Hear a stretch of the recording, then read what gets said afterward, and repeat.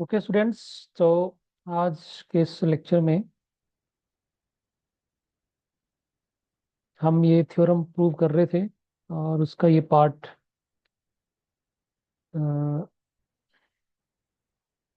ये वाला पार्ट हमने कंप्लीट कर लिया था। So we are proving this part, है ना। So what we have done in the last lecture, we have prove this up to this one. तो यहाँ से इसको दोबारा से चेक कर लेते हैं। So we have F1 and F2 are Riemann integrable over closed interval AB. So with partition P, इस स्टेप को थोड़ा सा आप नोट कर सकते हैं, ये कैसे आया।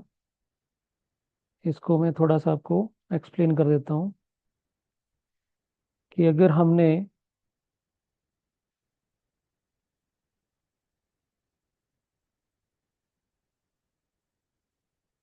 We have upper integral F D alpha is equal to infimum of UPF alpha. Okay, so here a to b upper integral f d alpha is less than equal to UPF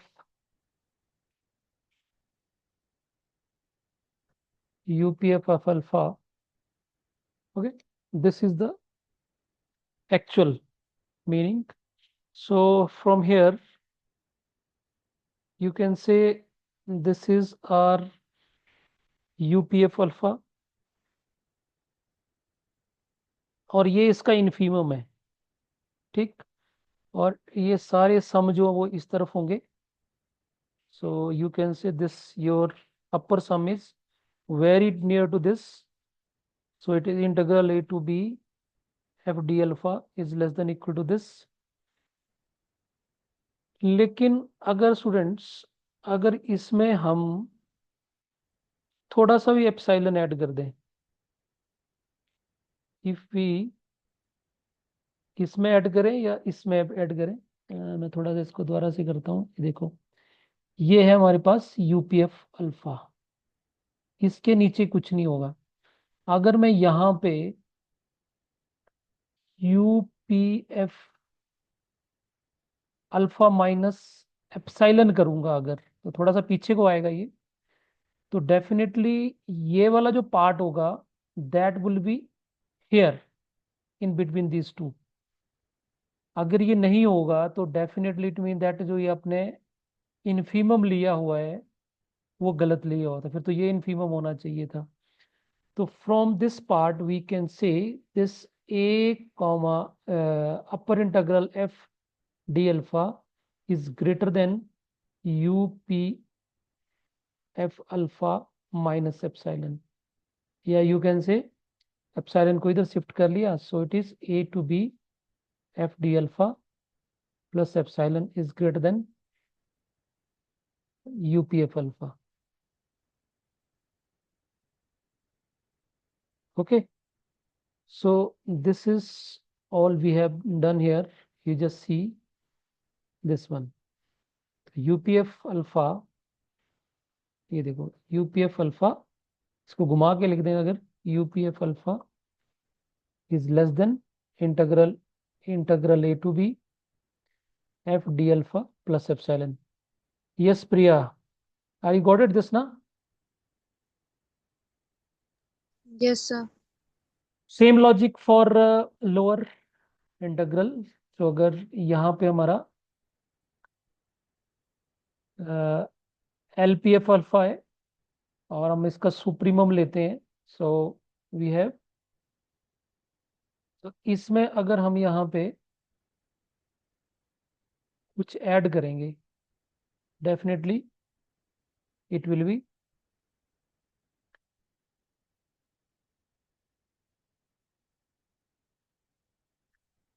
सो यहाँ पे we need only UPF. सो यहाँ से मैंने यहाँ पे ये आपको explain भी किया है, तो यहाँ पे लेस देन इक्वल टू भी लगा सकते हैं। Okay, so what be done here कि दिस यूपीएफ एफ के लिए, सो डेफिनेटली सेम लॉजिक कि जो इंटीग्रल है अपर इंटीग्रल है। अब एफ आपका रिमन इंटीग्रेबल है, तो अपर और लो में कोई फर्क नहीं रहेगा। So I just write integral A to B F delta alpha is infimum of UPF alpha. So definitely integral A to B FD alpha is less than UPF alpha. ठीक, so वो ये लिखा हुआ है, and this UPF alpha is less than equal to UPF1 comma alpha and UPF2 alpha, and this is less than equal to this one, and this is less than equal to this one. So it is overall what we get integral a to b f d alpha is less than equal to integral a to b। अब यहाँ पे भी हम upper lower integral by we not using because f1 हमने prove कर दिया it is Riemann integral, f2 is Riemann integral, so upper and lower integral is equal to integral a to b. That's why we are not using upper integral sign. Got it? So we get this one. So since epsilon is arbitrary, so this result is true for integral a to b is always less than equal to a to b f1 d alpha plus a to b f2 d alpha.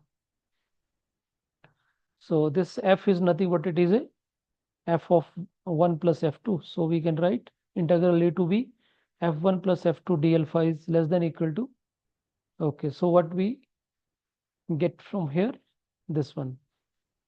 So what we doing, we have to prove this integral is equal to integral a to b f1 d alpha plus integral f2 d alpha।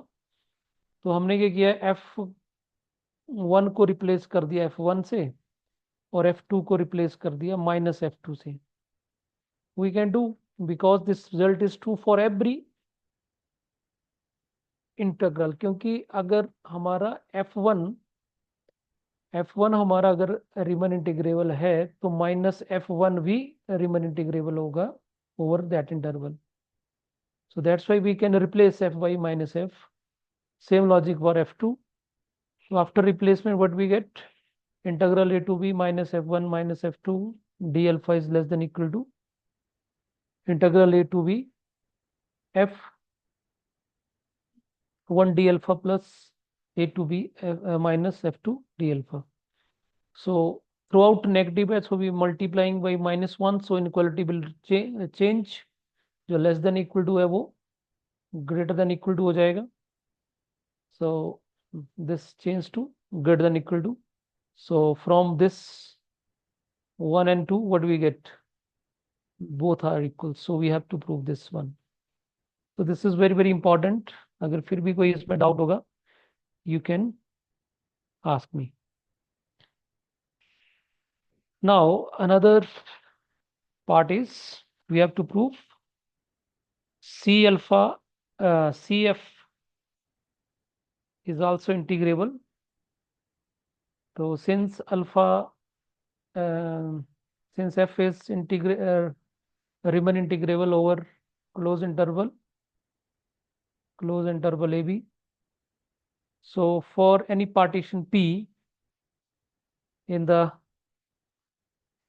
this interval x naught x1 so on xn of closed interval AB, for given epsilon greater than 0 we have, ये हमने formula पढ़ रखा है, तो this is less than epsilon। So what we have changed, just divide epsilon by c and c not be a constant, you know, epsilon is very, very small, so this divide by c do nothing for that, but just the sake of the results, we just divide epsilon by c. If you not divide this c, we can manage other way also. So what we have to prove? We have to prove UPCF alpha minus LPCF alpha is less than epsilon, ये prove करना है मेरे को. So that's why सबसे पहले मैंने यहाँ पे supremum capital M I define कर लिया एफ ऑफ एक्स का in the close interval xi minus 1 to xi, and small mi is infimum of f of x in the closed interval xi minus 1 to xi. So UPF UPC alpha comma alpha and minus LPCF alpha is just putting, क्योंकि अगर इसका F of X का supremum अगर capital M आई है, तो supremum of C alpha क्या होगा, C F of X क्या होगा, C M I. So just we replace M I by C M I, and same logic for infimum of F of X. So C common आ गया, so what we left with. So that's why we take UPF alpha minus LPF alpha is less than epsilon by C. So C cancel out, we left with this, provided C should be non zero. तो हमने ऊपर लिया हुआ है, सो यही prove करना था. So it is integrable. So if for C equal to zero, so C into L alpha equal to zero, so zero is a constant, so constant is always integrable. Now we have to prove this one, integral a to b c f d alpha is equal to c times integral a to b f d alpha. So this is the definition. क्योंकि ये integrable हो चुका है, so we can mention here कि since C F F alpha is a Riemann integrable, so lower integral a to b cf d alpha and upper integral a to b cf d alpha is equal to integral a to b cf d alpha. So that's why we just write a to b, not writing upper integral. So just why just write this, and this is nothing but it is a infimum of UP CF alpha. So यहाँ से C बाहर आ सकता है, तो this infimum you can say C times infimum of UPF alpha. ये same logic यहाँ से आप लगा सकते हैं, यहाँ से, क्योंकि इसकी वैल्यू क्या है, ये है, तो डेफिनेटली C बाहर आ जाएगा. So that's why this is nothing but it is a integral a to bf d alpha. So we get this result. Okay, students, it's okay. Yes. Yes, sir. So simple one, what important one. Now next one is, this is again very, very important. So we have given f1 of x is less than equal to f2 of x on closed interval ab, then integral a to b f1 d alpha is less than equal to a to b. एक result अगर हम थोड़ा सा इसको अगर एक site करें, तो एक हमने यहाँ पे रिजल्ट यूज करा कि UP F alpha is equal to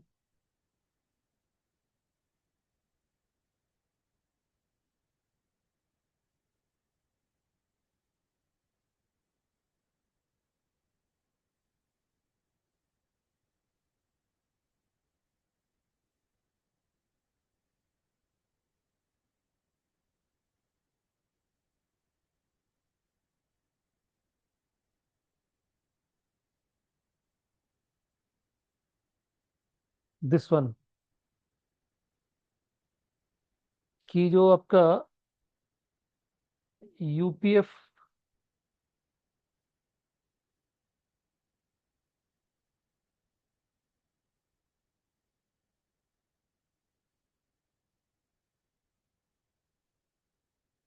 यहाँ पे हम यूपी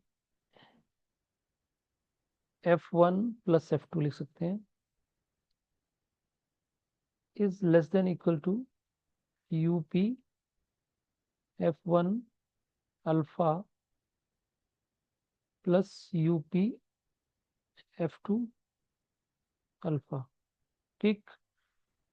तो ये तो एक चीज इसके लिए होगी। एक चीज हम ये भी इसके ऊपर भी अपना ध्यान रखना है कि अगर इस P की जगह P1 यूनियन P2 हो और यहाँ पे सिंगल F ही हो, then what will be come out.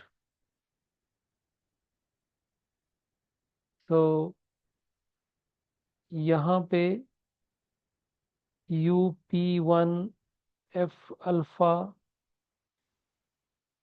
UP2 F alpha, अब यहाँ पे लेस देन इक्वल टू आएगा कि नहीं आएगा, वी कीप इन माइंड। तो इसको भी थोड़ा सा ध्यान रखना है, ऑब्वियस है, क्योंकि this is a refinement, P1 P2 की रिफाइनमेंट है ये।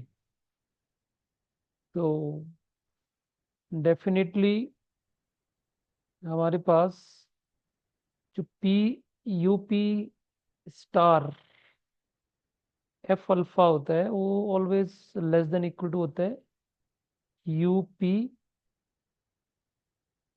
F अल्फा से। और पी स्टार जो है वो पी की रिफाइनमेंट है। तो वहाँ पे P1 यूनियन P2 डेफिनेटली, तो एक के लिए तो ठीक है, लेकिन यहाँ पे हम अलग अलग के लिए कर रहे हैं। ठीक।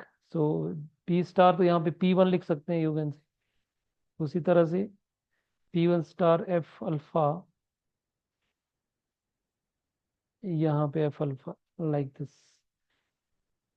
तो we have to think like that. इसके ऊपर थोड़ा सा ध्यान रखना है अपने कि किस तरह से इनको हम करते हैं। ऊपर तो हमने डिटेल में ये चेक कर लिया था, ये कैसे हमने देखो ये प्रूफ किया है। तो इसको तो आपने ध्यान में रख लिया कि ये रिजल्ट लगा कि infimum of F1 of x plus F2 is greater than equal to this one. Partition same थी, पार्टीशन में कोई फर्क नहीं आया। तो यहाँ पे हमने प्रूव कर दिया कि LPF F1 plus F2 alpha is greater than equal to this one. Sum of two functions था, तो LPF जो होगा वो ग्रेटर देन होगा, और UPF में लेस देन आएगा। ये ठीक है। पर मैं थोड़ा ये बोल रहा हूँ कि अगर हम F की जगह जब सम ऑफ फंक्शंस आ रहा है, अगर पार्टीशन को P1 यूनियन P2 लिखेंगे, then what will come out. इस पे हम थोड़ा सा ध्यान देंगे। तो चलो इस सेकंड क्वेश्चन देखते हैं, ये वाला तो हो ही गया। तो यहाँ पे ऑलरेडी F1 F2 दोनों इंटीग्रेबल है, एंड सो इंटीग्रेबल है, तो lower integral and upper integral दोनों इक्वल होंगे, and that can be written as integral a to b F1 d alpha, and same for the F2, integral a to b F2 d alpha is equal to lower integral equal to upper integral. So we just take a partition x naught x1 so and so xn, we have partition of closed interval ab, and we define supremum of F1 y m i, ऊपर one लगाया subscript superscript में, और same F2 के लिए supremum define करा in the close interval xi-1 to xi। So हमें given दिया है since f of x F1 of x is less than equal to F2 of x on close interval A B. So definitely इसके supremum भी कम होंगे। जो F1 का जो सुप्रीमम होगा इस इंटरवल में, वो F2 के सुप्रीमम से कम ही होगा, क्योंकि ओवरऑल फंक्शन कम है। F1 जो है F2 से कम है, और ये कम है, तो अभी वह just multiplying by delta L5 से, क्योंकि डेल्टा L5 पॉजिटिव है तो इनक्वालिटी चेंज नहीं होगी। and taking the sum over the partition P. So we get this one. So what we get? So UP F1 alpha is less than UP F2 alpha. Also,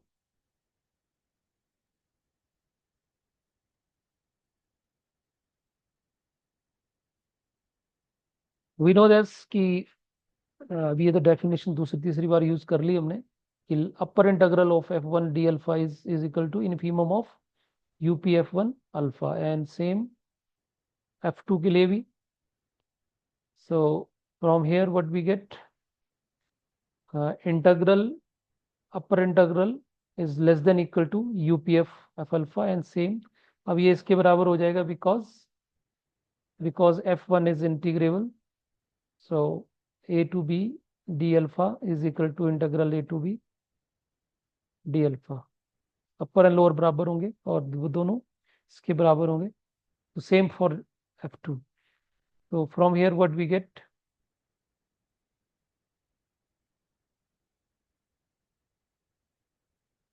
giving equation 2 and equation 3. Now subtracting these two, so what we get, यहां से ये इससे minus हो गया, this minus this, okay, and this minus this.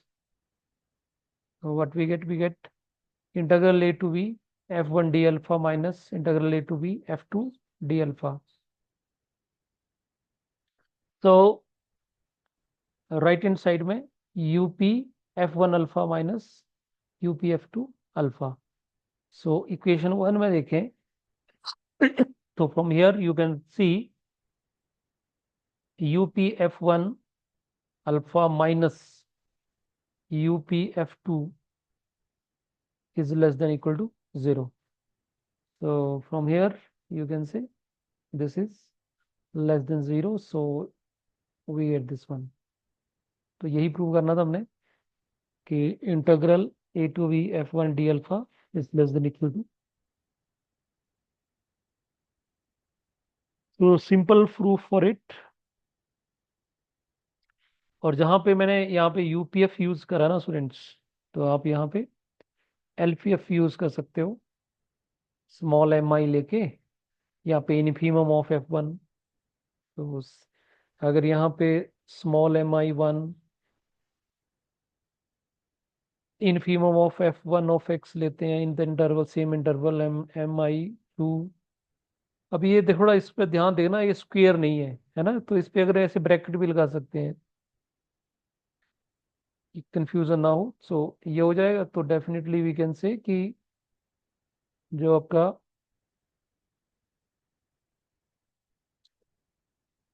Infimum होगा F1 का वो definitely infimum of F2 से कम होगा. ठीक, बिकॉज F ऑफ 1 जो वो F से छोटा है. तो फिर सेम यहाँ पे UPF के लिए रिजल्ट, LPF के लिए रिजल्ट बना सकते हैं. चलो ये तो हो गया. Now one more, this is the C part.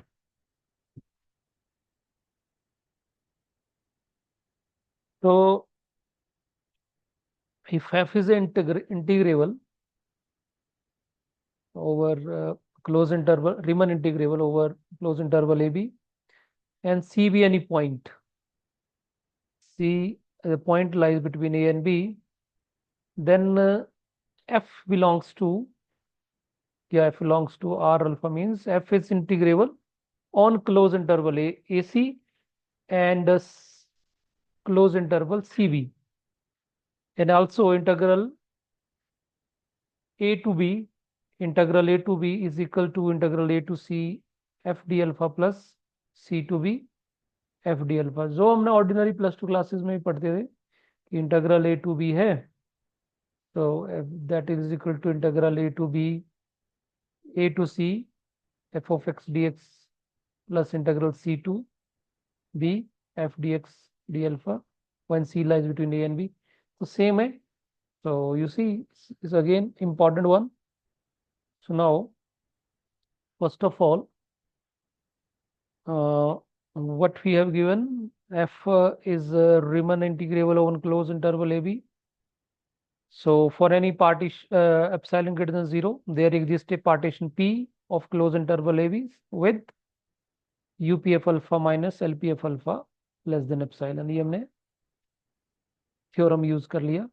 रीमन integrable होता है तो UPF F alpha minus LPF alpha less than epsilon रहता है. So we just take a refinement P star, a refinement partition of P that contains the point C.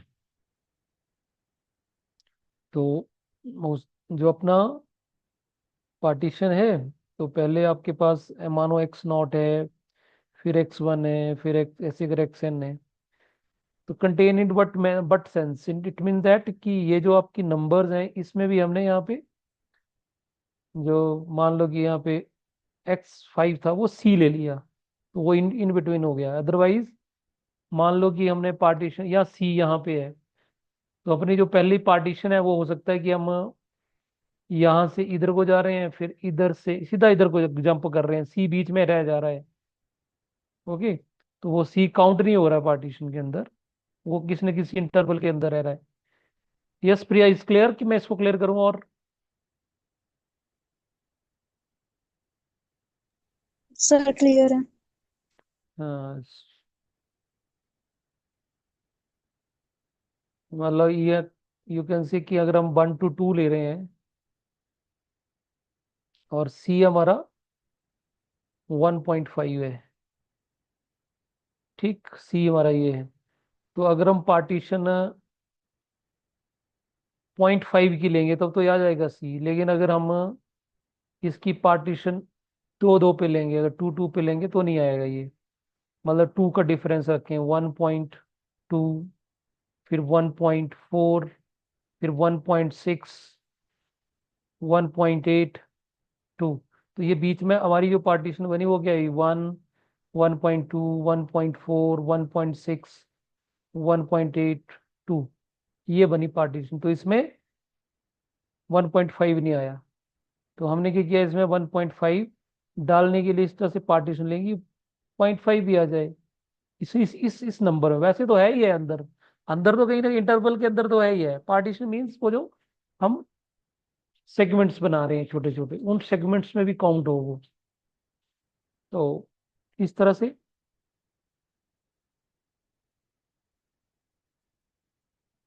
और साथ में जो P star refinement है, इसको हम वी कैन टेक कि P1 union P2 and P1 is in partition of AC and P2 is partition of CB. So we know that हमने ये थ्योरम पढ़ रखा है कि partition UPF star F alpha minus LPF alpha is less then, ठीक, ये result अगर आप याद होगा तो आपने पढ़ रखा है. UP star F alpha is less then UP F alpha and LP star F alpha is greater than LP F alpha. सो इन दोनों को अपने माइनस करके ये हमने बना लिया. तो ये डिफरेंस जो होगा वो always less than equal to UP F alpha minus L P F alpha, और ये किससे लेस देन है, एप्सिलॉन से कम है. So from here we get UP star comma f alpha minus lp star f alpha is less than epsilon. So we get this one. Now this is the result. So P UP star F alpha is less than equal to UP, yeah, equal to UP1 F alpha plus you P2 F alpha. क्योंकि कहीं ना कहीं क्या है, जो partitions हैं वो partition break हुई। ये हमारे पास ए है, ये बी है और यहाँ सी है। तो ये पूरी पी स्टार जो वो यहाँ से लेके, तो यहाँ पे यहाँ से लेके यहाँ तक पार्टीशन, ठीक है, वो P1 हो गई, और यहाँ से लेके यहाँ तक जो है वो P2 हो गया। ठीक, so same logic for L P star F alpha के लिए। So now we subtracting these to each other, so this whole minus this one, तो this minus this ये बन गया हमारे पास UP1 F alpha minus LP1 F alpha, ये बन गया हमारे पास, ठीक है। And this minus this, so UP2 F alpha minus LP2 F alpha, ये आ गया, इज इक्वल टू इस तरफ ये वाला term UP star F alpha minus LP star F alpha, this one, और this quantity is less than epsilon, ये ऊपर epsilon है। So it means that this whole quantity, this plus this, is less than epsilon. But अगर इन curly brackets के अंदर देखें, this is positive quantity है, and this is again also a positive quantity, because UPF alpha जो है वो LPF alpha से बड़ा ही रहता है। So this is positive, this is positive, दोनों का सम जो है वो एप्सिलॉन से कम है। ठीक, पॉजिटिव क्वांटिटीज है, तो डेफिनेटली दोनों का इंडिविजुअली सम भी एप्सिलॉन से कम ही होगा। ठीक, so left hand side is positive, so each some is less than epsilon. ठीक, अगर नहीं भी लिखना हो तो यहाँ पे हाफ ऑफ एप्सिलॉन लिख दे तब भी चल जाएगा, but we why we do that, it's okay, because epsilon is arbitrary. So from here what we can conclude that कि this f, ये पार्टीशन किस कौन से इंटरवल की थी, A to C थी, है ना। so it means that f is integrable, Riemann integrable on close interval A to C, and this is Riemann integrable P2 किस पे था, C to B था। so that's why this f is integrable over interval C to B. So this is all about this. So now what we remain to prove? We have to prove integral A to B f d alpha is less than equal to integral A to C f d alpha plus integral C to B f d alpha. तो इसको हम कल prove करेंगे next lecture पे। So that's all for today's lecture. If anything you want to ask, you can ask.